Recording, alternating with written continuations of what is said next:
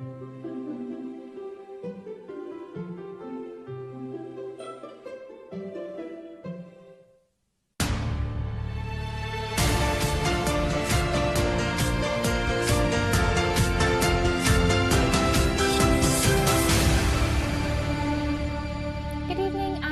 to KMTV. I'm Louisa Britton. Your top stories tonight.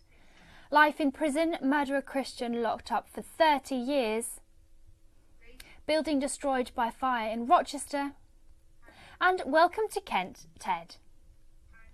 But first this evening, a man's been sent to prison for life after killing 2 people and wounding 2 others in Canterbury. Foster Christian was found guilty of murdering Natasha Sadler-Ellis and Simon Gorecki in Dickens Avenue back in March. Josie Hannett was in court. He's never going to be on the streets, harm anyone in the same way, and families have to go through the same process that we've had to. Truly disgusting. That's the reaction of Natasha Sadler-Ellis's family as her killer Foster Christian was sentenced to 30 years in prison for her and her lover's murders. The 54-year-old stabbed her and Simon Gorecki to death back in March and wounded her 20-year-old son and another teenager before calling 999. One of them's got the knife. One of them has got the knife. I grabbed it off of them. One of them's got it. It turns out it was all over the temperature of a shower. Mr. Gorecki was washing when his housemate Christian turned the tap on and the two began to argue.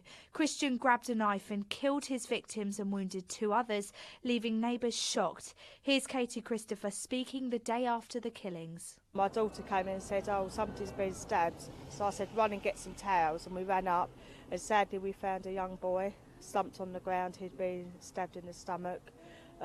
There was a guy with my husband holding onto his tummy. Well, emotion here at Maidstone Crown Court's been running high today, and that's because the victims' families and the family of Foster Christian have come face to face for the first time.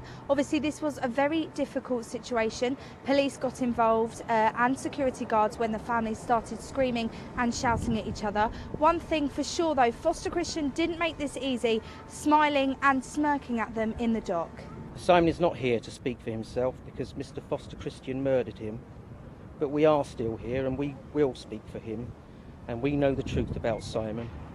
He was a good man, a fun, caring, compassionate man and a father who just happened to be in the wrong place at the wrong time. Christian will now spend at least 3 decades behind bars, but that won't bring back the victims of this terrible crime.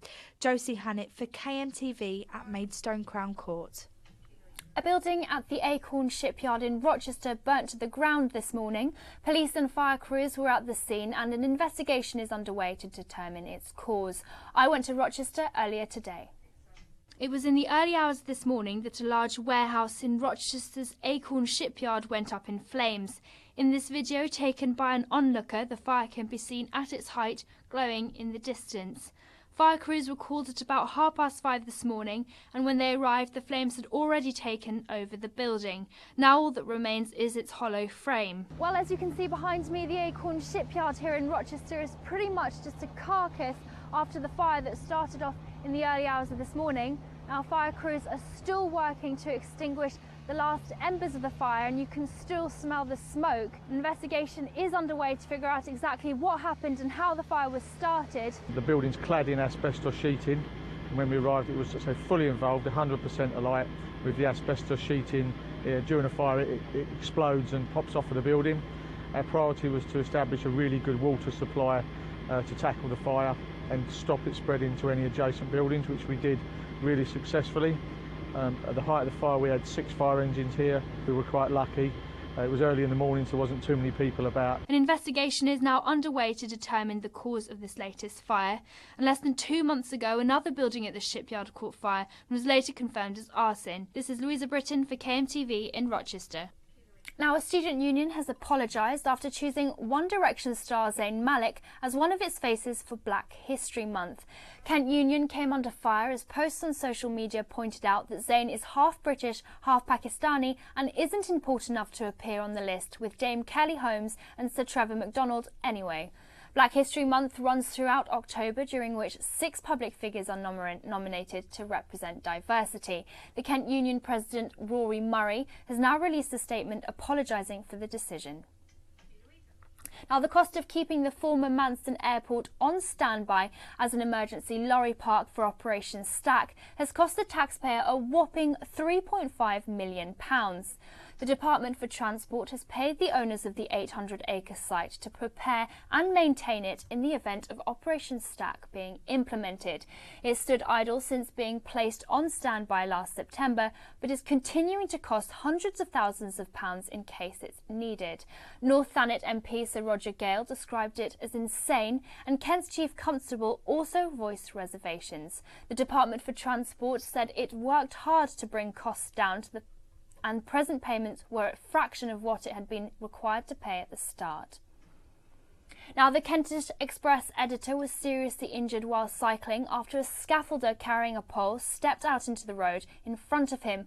Robert Bachman was riding in Y with a group of friends from Canterbury Bicycle Club on Saturday when the crash happened.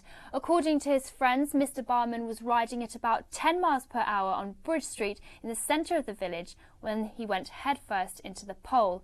It struck him on the face, which then knocked him off the bike and left him dazed and in shock. He's making good recovery though and is back at work. Here's the man himself.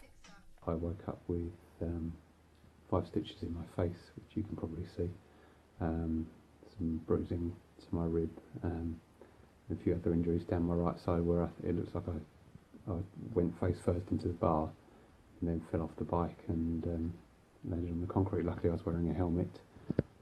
That's taken quite a bit of the impact, so it's a good advert for wearing a helmet if you are a cyclist. Well, get well soon, Robert. And finally, it looks like owls are flying their way over to Kent just in time for Halloween. This is Ted, and he's one of the stars at the Kent Owl Academy. He'll be among the birds setting up permanently in a special home near Maidstone. He's an Indian Scops owl and will be the latest addition to the animals living at Kent Life in Sandling. Well, that's all from us this evening. We'll be back again tomorrow with all the latest stories from across Kent. In the meantime, don't forget you can always keep up to date by listening to KMFM or logging on to kentonline.co.uk. Have a wonderful evening. Good night.